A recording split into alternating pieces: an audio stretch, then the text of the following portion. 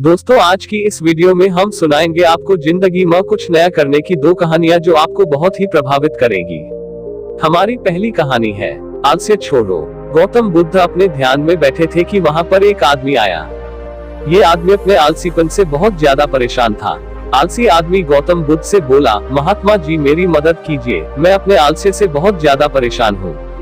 आप ही कोई उपाय बताइए जिससे मैं आलसीपन से छुटकारा पा सकूं। गौतम बुद्ध ने उस व्यक्ति से कहा, पहले मुझे यह बताओ कि तुम्हें क्यों लगता है कि तुम आलसी हो। आलसी आदमी बोला, सिर्फ मुझे नहीं, मेरे परिवार वालों को और मेरे आसपास के सभी लोगों को ऐसा लगता है कि मैं आलसी हूँ। गौतम बुद्ध ने फिर उससे पूछा, क्या तुम जानते हो आलस्य होता क्या है?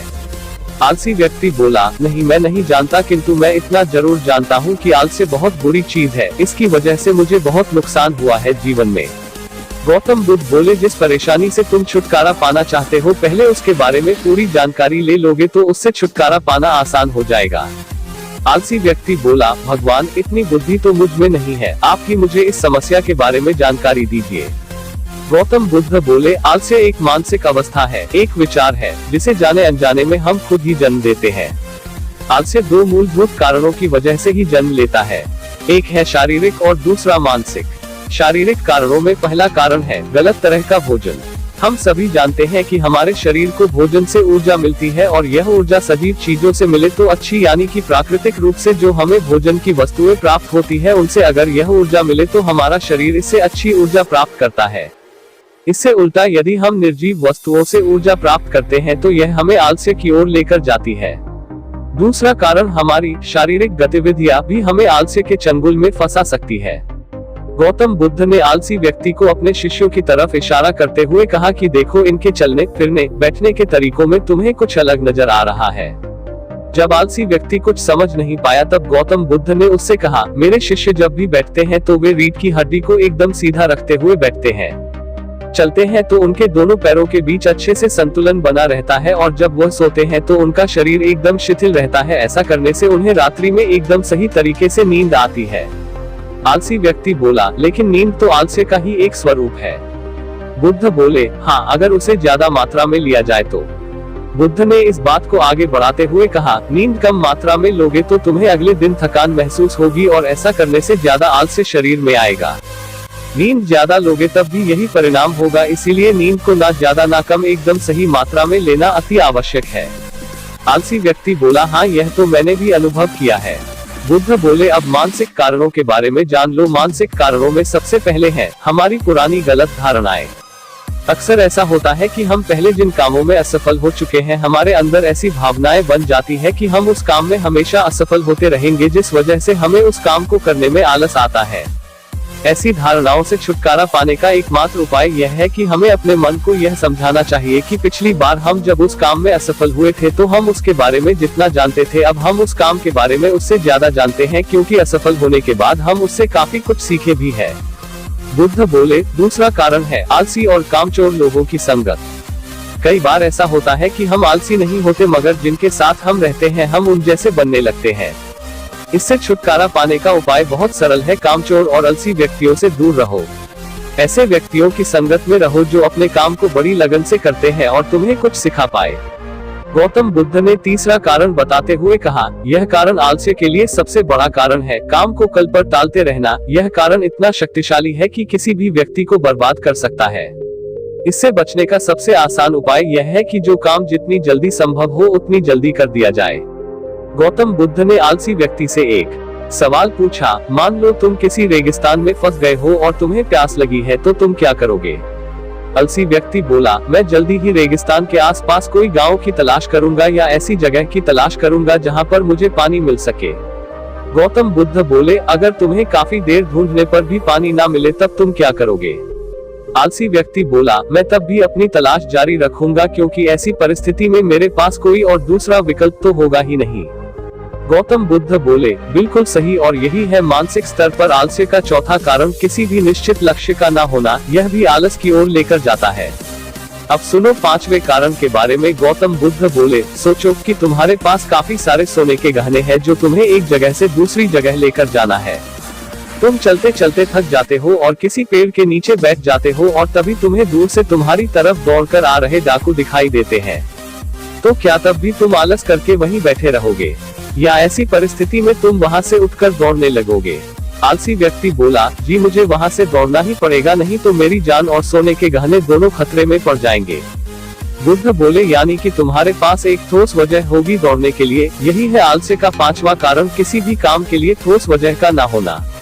आलसी व्यक्ति महात्मा बुद्ध की बातों से संतुष्ट हुआ। वह बोला, महात्मा जी मैं अब आलस्य के बारे में सब कुछ जान चुका हूँ और अब मैं इन सभी कारणों पर काम करूंगा और अपने आलस्य को दूर भगा दूंगा।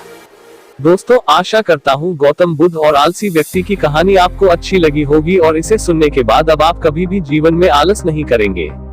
आप ऐसी ही बेहतरीन हिंदी कहानियां सुनने के लिए हमारे चैनल ट्रूथ ऑफ बुद्धा को सब्सक्राइब कर लीजिए। हमारी दूसरी कहानी है, जब किस्मत खराब हो। एक बार की बात है, महात्मा बुद्ध के शिष्य आनंद कहीं जा रहे थे। रास्ते में उन्होंने देखा कि एक अधेड़ व्यक्ति एक चट्टान पर बैठा रो रहा है। वे उसके पास गए और बोले, क्या बात है वत्स, तुम कौन हो और क्यों रो रहे हो? आनंद की बात सुनकर उस व्यक्ति की सिसकियां थम गईं। वह अपने आंसू पोंछता हुआ बोला, मैं पास के गांव का रहने वाला एक बदनसीब व्यापारी हूँ। मैं जो भी काम करता हूँ वह बिगड़ जाता है। व्यापार के चक्कर में मैंने अपनी पत्नी के गहने गंवा दिए, मैंने अपने परिवार को भी खो दिया, यहाँ तक कि मेरा घर भी गिरवी पड़ा है। मुझे तो लगता है कि मैं किसी काम का नहीं हूँ, मेरी किस्मत ही खराब है। उसकी बात सुनकर आनंद बोले, तुमसे किसने कहा वत्स कि तुम्हारी किस्मत खराब है? जरा मैं भी तो जानूं कि तुम्हारी किस्मत में क्या खराबी है। वह व्यक्ति बोला, पहले मैं खेती करता था, पर हर साल उसमें घाटा होता था। कभी सूखा पड़ जाता तो कभी ज्यादा बारिश के कारण फसल बर्बाद हो जाती।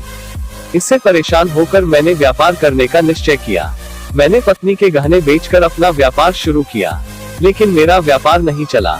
शुरू में परिवार वालों ने मेरा साथ दिया, लेकिन जैसे जैसे मुझे नुकसान होने लगा, मेरे परिवार वाले भी मुझसे दूर हो गए। मैं यह सब उनके लिए ही कर रहा था, लेकिन अब वे लोग मुझे देखकर नजरें फेर लेते हैं और मुझे ही मेरे परिवार की दुर्दशा का जिम्मेदार ठहराते हैं। उस व्यक्ति ने एक लंबी सी सांस ली और फिर बोला, मेरा एक मित्र है, उसने भी मेरे साथ अपना व्यापार शुरू किया था। उसका व्यापार अच्छा चल रहा है। वह जब भी मेरे घर आता है तो अपनी सफलता की कहानियां सुनाता है। उसकी बातें सुनकर मेरे घर वाले भी कहते हैं कि उसे देख और कुछ सीख। हमें तो लगता है कि तेरे वश का कुछ भी नहीं है। उन लोगों की बातें सुनकर अब तो मुझे भी लगने लगा है कि शायद मेरे वश का कुछ भी नहीं है। अब तो मुझे अपना जीवन ही व्यर्थ लगने लगा है। मेरे मन में ख्याल आता है कि अपना जीवन समाप्त कर लूं। मैं यहाँ आया भी इसी इरादे से था, लेकिन हिम्मत नहीं कर पाया, इसीलिए यहाँ एकांत में बैठा विलाप कर रहा था। आनंद बोले, ओह तो ये बात है। वैसे क्या तुम इसके अलावा कुछ और भी कहना चाहते हो? उनकी बात सुनकर वह व्यक्ति बोला, एक ओर मेरा हर काम खराब हो जाता है, दूसरी ओर मेरा मित्र है जो हर समय मुझे नीचा दिखाने का प्रयत्न करता रहता है। मुझे समझ में ही नहीं आता है कि मैं क्या करूं। आनंद बोले, क्या तुम अपने मित्र की बातें सुनकर दुखी हो जाते हो? हाँ, मैं उसकी बातें सुनकर स्वयं दुखी हो जाता हूँ, उस व्यक्ति ने जवाब दिया। आनंद ने पूछा, तुम्हें किस बात का दुख होता है, अपने असफल होने का या फिर मित्र के सफल होने का? उनका सवाल सुनकर वह व्यक्ति एक पल के लिए सोच में पड़ गया। फिर वह बोला, अगर सच कहूँ तो मुझे अपने असफल होने का उतना दुख नहीं होता है जितना कि मित्र के सफल होने का होता है। अर्थात यदि तुम्हारा मित्र असफल हो जाए तो तुम्हें खुशी होगी? आनंद ने प्रश्न किया। वह व्यक्ति बोला, हाँ मुझे बहुत खुशी होगी। इसका मतलब है कि तुम्हारी खुशी तुम्हारे मित्र पर निर्भर है। आनंद बोले, अगर वह चाहे तो तुम्हें खुश कर सकता है और अगर वह चाहे तो तुम्हें दुखी कर सकता है। तुम स्वयं से न तो खुश हो सकते हो और न ही दुखी हो सकते हो, अर्थात तुम अपने मित्र के गुलाम हो गए हो, इसलिए तुम्हारा कुछ नहीं हो सकता। ऐसा न कहे महात्मन, उस व्यक्ति ने हाथ जोड़ दिए। आपकी बातें सुनकर मुझे कुछ आशा बंध रही है। आनंद बोले, जब हम किसी से आशा बांध लेते हैं तो उस पर निर्भर हो जाते हैं। ऐसे में हमारी खुशी और दुख भी उस पर निर्भर करने लगता है। इससे बेहतर है कि तुम अपने आप से आशा बांधो। जब तुम ऐसा करोगे, साथ ही पूरे जतन से काम करोगे, तो तुम्हें सफलता अवश्य प्राप्त होगी। कहते हुए आनंद ने एक पल के लिए उस व्यक्ति की ओर देखा, फिर अपनी बात आगे बढ़ाई। तुम्हें लगता है कि तुम्हारा मित्र तुम्हें दुखी करने आता है, पर अगर विचार करो तो वह बातें तो सच्ची ही कहता है। वह अपने संघर्ष और अनुभव की बातें बताता है। तुम उन बातों से बहुत कुछ सीख सकते हो। तुम्हें इसके लिए उसका धन्यवाद करना चाहिए कि तुम्हें घर बैठे कुछ अनुभव मिल रहे हैं। तुम उन अनुभवों का लाभ उठाओ, नई शुरुआत करो, कर्म करते जाओ, हार मत मानो, एक दिन तुम्हें सफलता अवश्य मिलेगी। आज तुम जिसे अपना बुरा वक्त या बुरी किस्मत कह रहे हो, एक दिन यह बदल जाएगी। इसी के साथ तुम्हारे विचार भी बदल जाएंगे। और देखना, जब तुम्हारा अच्छा वक्त शुरू होगा, तब तुम्हारा मित्र भी तुम्हें अपनी सफलताओं की कहानियां नहीं सुनाएगा, तब वह अपनी असफलताओं की बातें बताएगा, ताकि तुम उसकी बातें सुनकर भ्रमित हो जाओ, तुम्हारा आत्मविश्वास हिल जाए और तुम गलत निर्णय ले सको। लेकिन उस समय भी तुम्हें अपनी बुद्धि का प्रयोग करना होगा। तुम्हारा मित्र जैसे आज तुम्हें दुखी करने आता है, उसी तरह उस समय भी वह तुम्हें दुखी करने आएगा। क्योंकि जिस तरह उसे दुखी देखकर तुम्हें मजा आता है, उसी तरह उसे भी तुम्हें दुखी देखने में उतना ही मजा आता है। वह व्यक्ति बोला, आपने सही कहा, लेकिन मेरा सबसे बड़ा दुख यह है कि मेरे परिवार के लोग भी इसमें शामिल हैं। वास्तव में मैं तो अपने परिवार के लिए अच्छा करना चाहता था, लेकिन वे लोग भी मेरी बात नहीं समझते हैं। वे भी मुझे गलत कहते हैं और अब तो वे मेरे साथ भी नहीं हैं।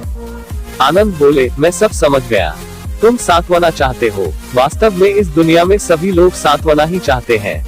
हम चाहते हैं कि हम जब भी कुछ करें तो लोग हमारी प्रशंसा करें, लेकिन आमतौर से ऐसा नहीं होता है, इसलिए हम दुखी हो जाते हैं। हमें लगता है कि हमारे मित्र परिवार वाले सब मतलबी हैं। लेकिन तुम अगर किसी को अपना परिवार मानते हो और उसके लिए कुछ करना भी चाहते हो, तो तुम्हें ऐसा क्यों लगता है कि तुम दूसरों के लिए कुछ कर रहे हो? वास्तव में तुम अपनी खुशी के लिए कर रहे हो। इसलिए परिवार के लिए कुछ करना वास्तव में अपने लिए ही करना होता है। लेकिन अगर ऐसा करते समय तुम्हें लगता है कि तुम दूसरों के लिए कर रहे हो, तो तुम दुखी रहोगे। और अगर तुम्हें लगता है कि तुम अपने लिए कर रहे हो, तो तुम खुश रहोगे। क्योंकि जब तुम अपने लिए कुछ अच्छा करते हो या करना चाहते हो, तब तुम्हें सांत्वना की जरूरत नहीं पड़ती है। आनंद की बातें सुनकर उस व्यक्ति के चेहरे के भाव बदल गए। वह बोला, आप सही कह रहे हैं, मैं समझ गया हूँ। अब तक मेरी किस्मत खराब इसलिए थी क्योंकि वह दूसरों के हाथ में थी। अब मैं अपनी किस्मत को अपने हाथ में रखूंगा। मैं फिर से प्रयत्न करूंगा, पूरे मन से काम करूंगा और जब तक सफलता नहीं मिल जाती, चैन से नहीं बैठूंगा। उस व्यक्ति की बात सुनकर आनंद मुस्कुराए और उसे एक छोटी सी डिबिया देते हुए बोले, इस डिबिया को हमेशा अपने पास रखना। इसमें एक ऐसा राज है जो तुम्हें बड़े से बड़े दुख से भी बाहर निकाल लेगा। लेकिन इसे तभी खोलना जब तुम्हारे जीवन में कोई रास्ता न सुझाई दे और तुम्हें लगे कि सब व्यर्थ है। यह दुनिया व्यर्थ है और यहाँ रहना भी व्यर्थ है। उस व्यक्ति ने आनंद को धन्यवाद दिया और डिबिया को लेकर चला गया। उसने नए उत्साह के साथ फिर से अपना व्यापार आरंभ किया। उसका व्यापार चल निकला। अपनी मेहनत और लगन के बल पर वह एक बड़ा व्यापारी बन गया। परिवार वाले भी उसके साथ आ गए और उसका जीवन हंसी खुशी बीतने लगा। अब वह भूतकाल का रोना छोड़ चुका था। वह भविष्य काल की भी चिंता नहीं करता था, बस अपने वर्तमान को संवारने में लगा रहता था। और जो कुछ भी वह करता था, वह अपने लिए करता था, अपनों के लिए करता था। इसलिए वह प्रसन्न था। उसके जीवन में अब कोई दुख नहीं था।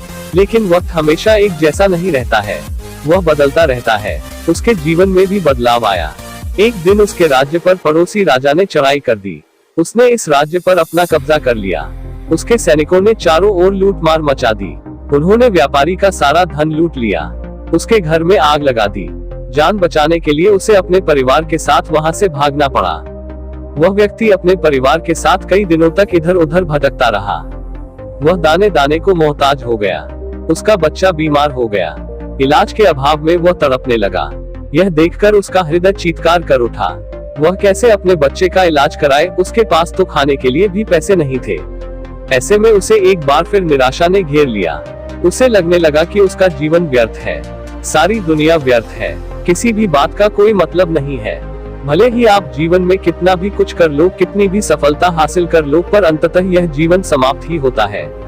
तो फिर ऐसे में जीवित रहने का क्या फायदा? इससे तो अच्छा है कि वह अपना जीवन समाप्त कर ले। लेकिन तभी उसके दिमाग में आनंद की दी हुई डिबिया कौन हो थी। उसने उत्सुकता के साथ उसे खोला।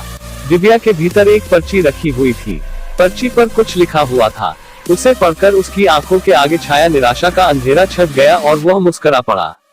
पर्ची पर लिखा हुआ था, यह समय भी बीत जाएगा। उसने डिबिया को अपनी मुट्ठी में भींच लिया और एक नई शुरुआत के लिए उठ खड़ा हुआ। दोस्तों, अगर आप भी ऐसी ही परिस्थिति से गुजर रहे हैं तो निराश न हो। अपने अतीत पर शोक मत करें, न ही भविष्य की चिंता करें। अपने वर्तमान को जिए और उसे बेहतर बनाने के लिए सच्चे मन से प्रयत्न करें। यकीन जाने, जल्दी ही आपकी किस्मत भी बदलने वाली है। दोस्तों, हमें उम्मीद है कि आपको जब किस्मत खराब हो कहानी पसंद आई होगी। यदि आपको बुद्ध की कहानियों में रुचि है तो हमारे चैनल ट्रूथ ऑफ बुद्धा को सब्सक्राइब करके बुद्ध की प्रेरक कहानियों का आनंद ले सकते हैं।